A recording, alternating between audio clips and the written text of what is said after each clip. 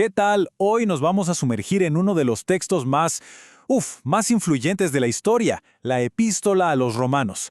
Pero, a ver, lo vamos a hacer de una manera diferente. No tanto desde la teología pura y dura, sino como si estuviéramos investigando un caso legal. Y es que, ¿saben? Hay una idea que siempre ha rondado por ahí, que Romanos, por esa lógica tan precisa que tiene, parece el argumento de un abogado de primera. Así que, siguiendo esa pista, vamos a tratar esta carta no solo como un escrito religioso, sino, bueno, como un expediente judicial teológico, un verdadero caso de estudio. Perfecto. Entonces, para poder meternos de lleno en el argumento, lo primero es lo primero. Hay que poner sobre la mesa los hechos, ¿no? Los datos duros del caso.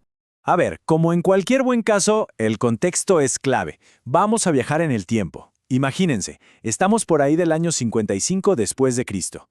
El apóstol Pablo anda en Corinto, en pleno tercer viaje misionero, y ya tiene la mira puesta en su próximo gran proyecto, España. Pero claro, para un viaje así necesitaba una base de operaciones, un punto de apoyo, y ese punto estratégico era Roma. Y bueno, ¿quiénes son los protagonistas de esta historia? Primero, claro, el autor del caso, el mismísimo apóstol Pablo. Luego, los que reciben la carta, la iglesia en Roma. Pero, ojo, hay un tercer personaje que a menudo se nos olvida y que es fascinante. Se llama Tercio. Él fue el escriba, la persona que, pluma en mano, escribió lo que Pablo dictaba. Es un detalle genial, ¿no? Nos recuerda que detrás de estos textos monumentales había gente real, de carne y hueso, trabajando. Ok, ya tenemos el contexto y los personajes. Ahora al meollo del asunto. Todo buen caso, toda buena historia, tiene un conflicto central. Y en la iglesia de Roma, vaya que lo había. Se trataba de un desacuerdo, pero fundamental, sobre la pregunta del millón. ¿Cómo se alcanza la justicia ante Dios? Y aquí es donde la cosa se pone interesante. Tenemos dos bandos, dos argumentos totalmente opuestos. Por un lado estaban los que llamamos judaizantes. Su postura era, la justicia ante Dios se gana, se merece. ¿Cómo? Cumpliendo la ley al pie de la letra. Y ojo, que esto no era un debate secundario, era el debate. Literalmente el futuro de la iglesia primitiva estaba en juego. Y del otro lado, llega Pablo con una idea que lo cambia todo. Una idea revolucionaria. La justicia no se gana, no se merece, es un regalo. Un regalo que simplemente se recibe a través de la fe. Listo. Ya con el conflicto sobre la mesa, es momento de analizar el argumento de Pablo. Vamos a ver cómo, cual abogado brillante, va construyendo su caso pieza por pieza para demostrar algo demoledor, que ante el gran tribunal de Dios, todos, absolutamente todos, sin excepción, estamos en el mismo barco. El despliegue de Pablo es magistral, casi como un fiscal presentando su caso. Empieza señalando al pagano. Después, apunta hacia la persona moralista, esa que se siente un poco superior a los demás. Y finalmente, ¡zas!, se dirige incluso al judío, que podría pensar que por tener la ley ya estaba a salvo. La conclusión es, es implacable y es para todos. Da igual quién seas, de dónde vengas o qué hagas. Nadie, absolutamente nadie, puede declararse justo por sus propios méritos. Y aquí es donde Pablo da el primer golpe sobre la mesa, una frase que suena como el martillo de un juez en la corte. Por las obras de la ley, ningún ser humano será justificado. Entonces, ¿para qué sirve la ley? Pablo dice que la ley no está ahí para salvarnos. Funciona más bien como un espejo, uno muy honesto, que nos muestra la verdadera dimensión del problema. Ok, entonces, si la ley no es la solución, ¿cuál es? Aquí es donde Pablo introduce el término legal central de todo su argumento, justificación. ¿Y qué es eso? Pensemos en esto. Es un acto divino. Es Dios mismo acreditando, poniendo en nuestra cuenta, su propia justicia perfecta. No se trata de que nos declaren inocentes como si no hubiéramos hecho nada. No, es algo mucho más profundo.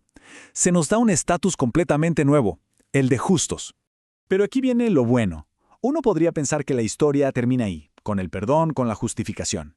Pero para Pablo, eso es apenas el punto de partida. A partir de aquí, él empieza a describir el viaje completo, el itinerario de vida de alguien que ha sido justificado. Y Pablo lo divide en 3 etapas, súper claras.